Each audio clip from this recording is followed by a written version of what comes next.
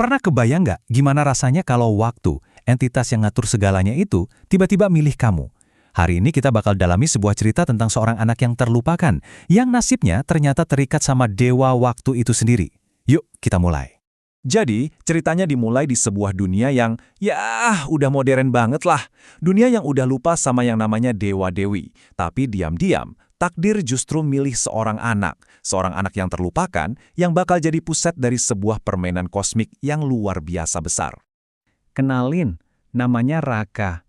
Buat dia, dunia itu cuma rame doang, tapi nggak ada satupun yang pernah sadar kalau dia ada. Nggak punya keluarga, nggak punya rumah. Dia tuh kayak bayangan aja yang jalan di antara kita semua, tidur di gedung-gedung tua yang kosong. Sampai suatu malam, untuk pertama kalinya seumur hidup, Raka bermimpi. Di dalam mimpi itu, ada sesosok makhluk raksasa, gede banget, yang menatap dia dan cuma bilang dua kata. Dua kata yang bakal ngubah segalanya. Waktu memilihmu. Pas Raka bangun, jantungnya masih deg-degan.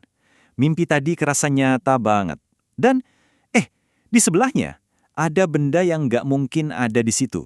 Sebuah jam saku antik, berkilau kena cahaya pagi. Ini jadi bukti kalau mimpinya bukan sekedar mimpi. Rasa penasarannya, udah ngalahin akal sehatnya. Pelan-pelan, tangannya terulur, jarinya yang ragu-ragu itu makin dekat ke jam itu. Cuma butuh satu sentuhan, dan dunia nggak akan pernah sama lagi. Dan bener aja, begitu jarinya menyentuh permukaan jam itu, semuanya berhenti.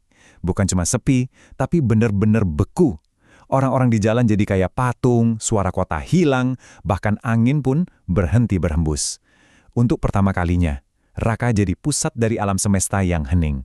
Awalnya dia panik jelas, tapi lama-lama dia takjub. Raka sadar kalau jam ini adalah kuncinya. Dia sekarang bisa menghentikan waktu kapan aja, memutar balik kejadian beberapa detik ke belakang, bahkan ngintip sedikit apa yang bakal terjadi di masa depan. Anak yang tadinya nggak punya apa-apa, sekarang pegang kendali atas segalanya. Tapi ya, gitu. Kekuatan sebesar ini nggak mungkin bisa disembunyiin terus-terusan. Di sudut-sudut kota yang gelap, ada pihak-pihak lain yang ngerasain getaran aneh di aliran waktu. Dan mereka mulai mencari sumbernya. Perburuan pun dimulai. Ternyata ada dua kelompok rahasia yang udah lama ada. Pertama, Ordo Nihil. Buat mereka, kekuatan kayak punya Raka ini adalah kutukan, ancaman yang harus dilenyapkan. Terus ada penjaga Kronos, yang justru ngelihat Raka sebagai kunci suci untuk ngelindungin warisan para dewa. Raka pun kejebak di tengah-tengah perang kuno ini. Di mimpi berikutnya, dewa waktu itu datang lagi. Tapi kali ini bukan bawa janji, melainkan sebuah peringatan yang suram. Dia cuma bilang, waktu tidak bisa diubah tanpa harga. Sebuah kalimat yang bakal menghantui setiap langkah Raka. Dan harga yang harus dibayar itu mulai kelihatan. Tiap kali Raka pakai kekuatannya, realitas di sekelilingnya mulai retak. Beneran, ada retakan-retakan hitam muncul di udara, di dinding, di mana-mana. Seolah-olah dunia ini terbuat dari kaca yang udah siap pecah. Kekuatan yang dia kira anugerah, ternyata racun. Disinilah semuanya memuncak. Ordo Nihil berhasil nemuin Raka dan nyudutin dia, siap buat menghabisi kekuatannya. Tapi, pas mereka mau bertindak, tiba-tiba penjaga Kronos datang nyelamatin dia. Bukannya lega, Raka malah makin bingung. Siapa yang benar, siapa yang salah? Oke, sekarang kita masuk ke mimpi terakhirnya Raka. Mimpi yang gak cuma bakal ngejawab semua pertanyaan, tapi juga bakal ngasih lihat sebuah kebenaran yang jauh lebih mengerikan dari yang pernah dia bayangin. Di mimpi itu, dia ngelihat masa depan. Dan pemandangannya adalah kiamat total. Kota hancur lebur, waktu udah runtuh, semuanya jadi kosong. Dan di tengah-tengah kehancuran itu berdiri si dewa waktu, tapi yang bikin ngeri, dewa itu sekarang punya wajahnya Raka. Di momen itulah dia sadar. Jadi yang bakal menghancurkan dunia ini bukan takdir atau entitas lain, tapi dia sendiri. Pertanyaan, dewa itu aku, bukan lagi sekedar pertanyaan, tapi sebuah kepastian yang sangat menakutkan. Terus, dewa waktu di mimpinya itu ngebisikin satu kalimat yang ngebalikin semua pemahaman Raka tentang hidupnya.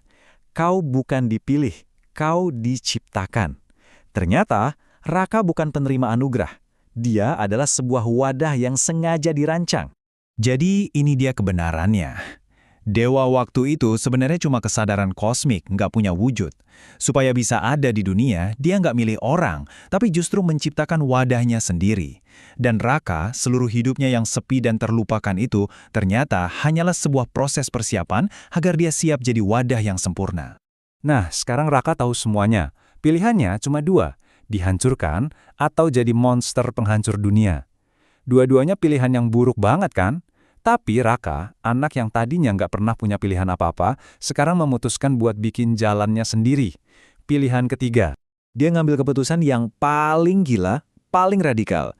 Dia bakal pakai kekuatannya untuk yang terakhir kali buat memutar balik waktu, bukan cuma beberapa detik, tapi jauh banget ke belakang, ke titik yang paling awal. Dan disinilah pengorbanannya jadi luar biasa. Tujuannya bukan buat nyelamatin kota, bukan juga buat nyelamatin dirinya sendiri dari perburuan, bukan itu. Dia punya tujuan yang jauh lebih besar. Dia memilih untuk menghapus keberadaannya sendiri dari awal mula. Dia memutar waktu kembali ke titik sebelum dia diciptakan. Logikanya simpel. Kalau dia nggak pernah ada, maka wadah dewa waktu itu nggak akan pernah tercipta. Dan dunia pun akan selamat. Dan berhasil. Dunia kembali seperti semula. Normal. Damai. Nggak ada kekuatan dewa. Nggak ada ancaman kiamat. Semua orang bahagia, hidup seperti biasa. Tapi, nggak ada satupun yang sadar kalau kedamaian ini dibeli dengan hilangnya eksistensi seorang anak bernama Raka. Tapi, ceritanya ternyata belum selesai di situ. Di sebuah gedung tua, di sudut kota yang lain, ada anak lain yang sendirian. Dia menemukan sebuah jam saku tua, dan dari jam itu, terdengar bisikan yang sama persis. Waktu memilihmu.